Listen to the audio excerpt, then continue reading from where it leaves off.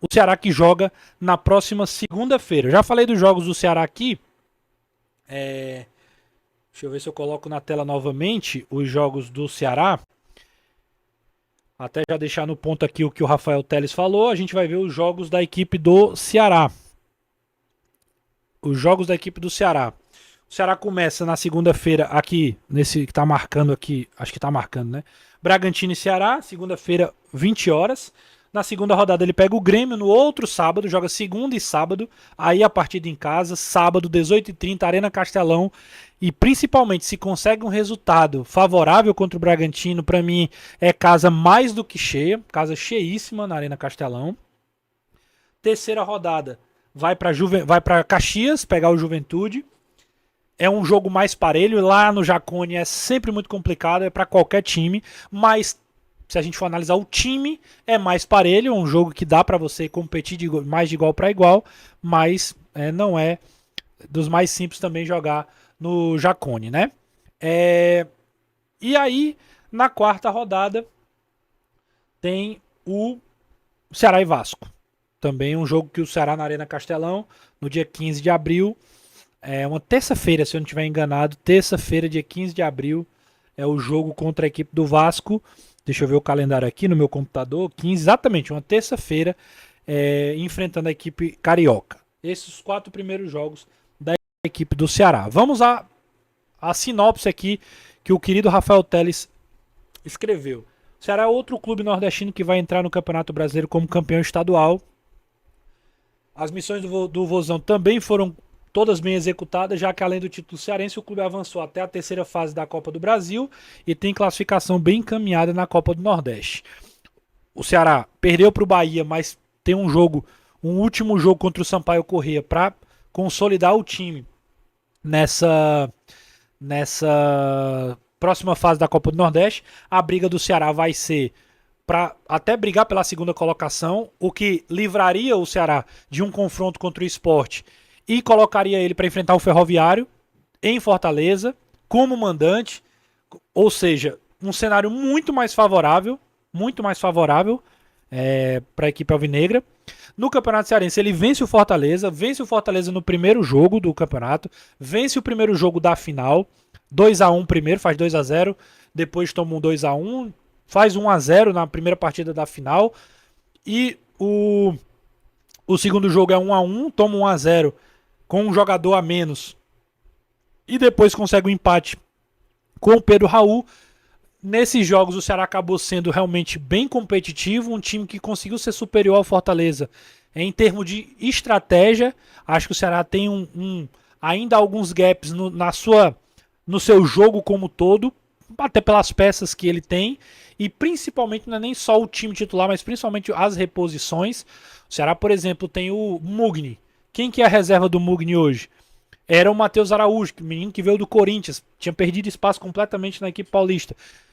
Ainda não engrenou. Aí vem o Rômulo. O Rômulo estava no Palmeiras depois de ter ido muito bem no Novo Horizontino. Chegou das contratações do Ceará, é o que talvez esteja um pouco mais abaixo, um pouco mais aquém. Aí você perde o Mugni, já dá uma sentida no time. O Ceará não tinha um centroavante. Aí era o Ailon que estava jogando. Traz o Pedro Raul. O Pedro Raul vai muito bem. Aí o Ceará precisa poupar o Pedro Raul para os jogos, para os primeiros jogos do Campeonato Brasileiro. Tinha sentido desconforto. Aí o Ceará já perde uma referência no jogo contra o Bahia pela Copa do Nordeste. Aí já sente. Então é um time que conseguiu ser competitivo contra o Fortaleza, mas nos ajustes finos ainda é um time que vai precisar se encontrar mais, precisar ter mais recursos, oferecer mais possibilidades ao Léo Condé. Tanto é que traz o Lelê, por exemplo, como contratação. Mas conseguiu passar do Sergipe fora de casa, venceu um 2-0 fora, não tinha torcida lá. O Ceará foi um dos jogos mais tranquilos do Ceará no ano. Já se complicou mais contra o Confiança aqui na segunda fase da Copa do Brasil. Toma um 2-0, consegue recuperar um 2-2, leva para os pênaltis e passa. Então, os objetivos, resultados, o time do Léo Condé acabou conseguindo. São 17 jogos, 13 vitórias. Tanto é que a gente viu lá nessa imagem aqui, que eu vou colocar na tela aqui, ó. O Ceará consegue ser o segundo melhor aproveitamento, que eu já tinha mostrado aqui, 76,5%, exatamente por conta dessa quantidade aqui, 17 jogos, 13 vitórias, 3 empates e duas derrotas, na verdade, aqui. Eu acho que o texto tá errado, né? Acho que ele botou uma derrota e foi atualizar para duas, só aumentou o derrota. São duas derrotas, as duas pela Copa do Nordeste, fora de casa. Para o Náutico, um jogo que foi um desastre, deu tudo errado para o Ceará, e um 3-2 para o Bahia, onde o Bahia faz 3-0, o Ceará consegue 3-2 e no final do jogo ainda quase consegue o empate ali na reta final. Então, esse é o aproveitamento do Ceará. Aqui tá dando 82,3, às vezes, não sei como é que eles avaliam assim, sinceramente, se o soft score tá qual o nível de as competições que o soft score tá considerando. Aí ele tem uma explicação aqui no texto, né? Eu vou até colocar, mas não vai dar pra gente ver o texto. Mas eu vou ler para vocês. Nessa aqui tem 76,5, aí ele bota variações de posição de acordo com o último ranking publicado. Enfim, tem algumas diferenças de estatística aí. Então pode ser que tenha alguma diferença aí. Pode ser não, tem alguma diferença nos números, mas ficam as informações. Vamos às contratações da equipe do Ceará. Vamos às contratações da equipe do Ceará. O Ceará trouxe o Kehler, que chegou, o Léo Condé priorizou ali para ser um goleiro titular, mas como era esperado, o Kehler muito aquém mesmo, falhando bastante. Trouxe Dieguinho e Fabiano Souza, dois acertos assim, até improváveis, porque o Dieguinho tá como lateral aqui, porque ele foi contratado inicialmente para ser um lateral, mas também podendo jogar como volante, apesar de ele ser um volante. Deu para entender mais ou menos? Mas no Ceará fazendo as duas funções, agora hoje um titular do meio de campo. Então o Dieguinho tá como lateral aqui, porque ele foi contratado como lateral que podia jogar como volante. Hoje ele vai ser um volante que joga como lateral, até porque é a posição de origem, basicamente isso.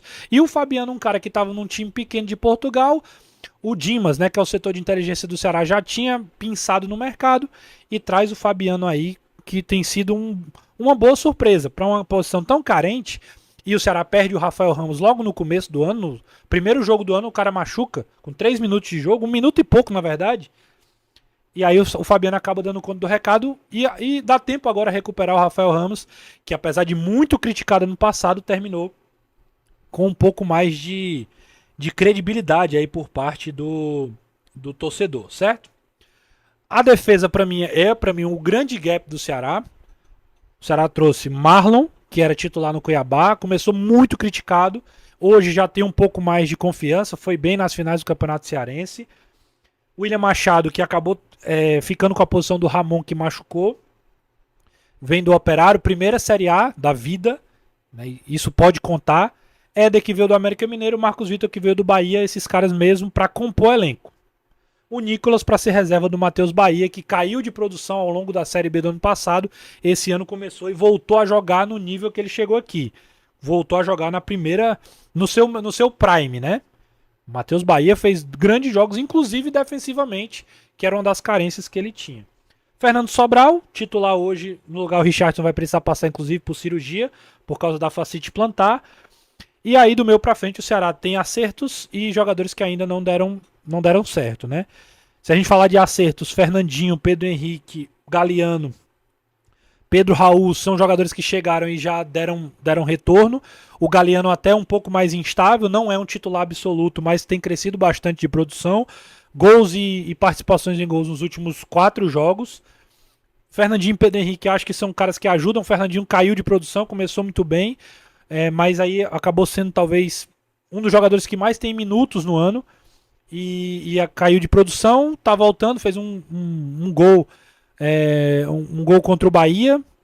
Pedro Henrique tá voltando de lesão, deve voltar ali depois da 5ª, 6ª rodada. Pedro Raul chegou chegando mesmo assim.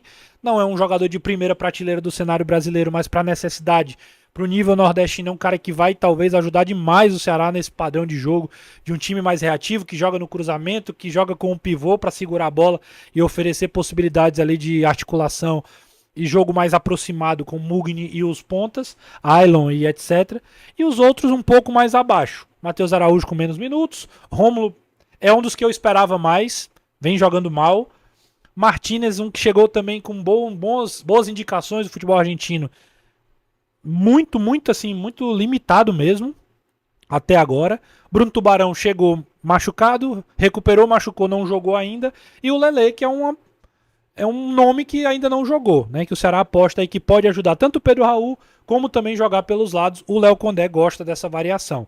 De jogadores que podem fazer mais de uma função, que ele mexe o time mesmo sem fazer substituições.